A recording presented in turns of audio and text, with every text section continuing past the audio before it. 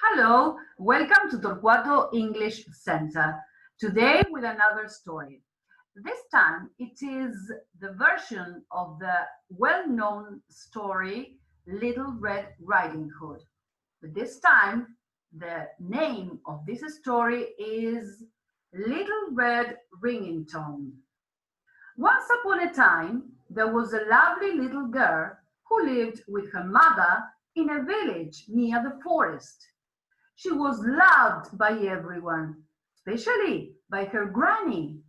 Her granny liked new technology very much, and she gave her grandchild a fax machine, a computer with access to the internet, and a red mobile phone. Soon, the little girl was called Little Red Ringing Tone.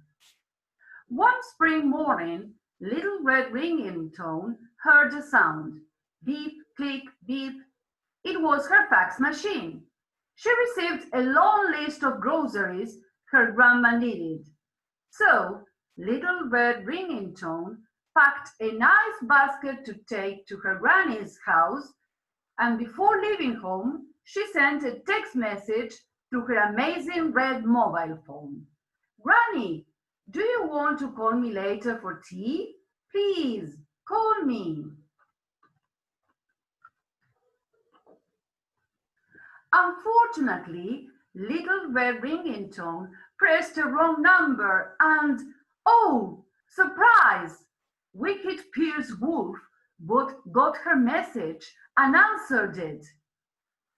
I'll wait for you. Take the long road.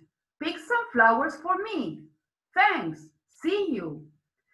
So, Little Red Ringing Tone set off down the sunny long road to pick some flowers for her granny. Meanwhile, Picked Pierce Wolf ran along the shortest path to get to Granny's house first.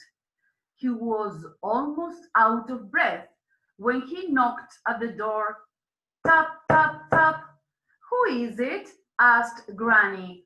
It's me, Granny, Little Red Ringing Tone, replied Wicked-Pierced Wolf, imitating Little Red Ringing Tone's voice. Granny, who was chatting with her best friend, Good Woodcutter, opened the door without looking at the new color door view camera first. What a surprise for Granny! It wasn't her lovely grandchild. It was Wicked-Pierced Wolf. He quickly fell upon Granny, tied her up, and hid her inside the wardrobe. But what Wicked-Pierced Wolf didn't notice was that Granny's webcam was on. So Good Woodcutter was watching everything. Wicked-Pierced Wolf put on Granny's clothes and cap and got into her bed. He had fun playing with Granny's remote control, zapping through the 222 channels on TV. Suddenly, he heard a knock at the door.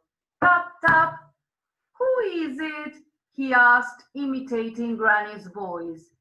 It's me, Granny, Little Red Ringing Tone, she replied. I brought the groceries and flowers you asked for, and a delicious cake Mother made for you. Oh, how lovely! Come in, my dear, said Wicked-Pierced Wolf. When Little Red Ringing Tone saw her Granny on the bed, she said, Oh, Granny, what a strange voice you have. Oh, I've got a bad cold. Cough, cough. But Granny, what big eyes you have.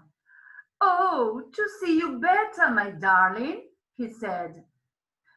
But Granny, what big ears you have. Oh, to hear you better, sweetie, Wicked-Pierced Wolf replied. Looking closer at her Granny in bed, she said, trembling, but Granny, what you have. Oh, my beautiful little red ringing tone. I have big teeth too. At that moment, the local newspaper slipped under the door. Little Red Ringing Tone picked it up and read the headline on the front page. Missing Granny. It was her granny on the picture. She also heard the news on TV and on the radio reporting her granny missing. The girl was astonished. What's happening here? She thought. Where's my granny? What have you done to her? She cried.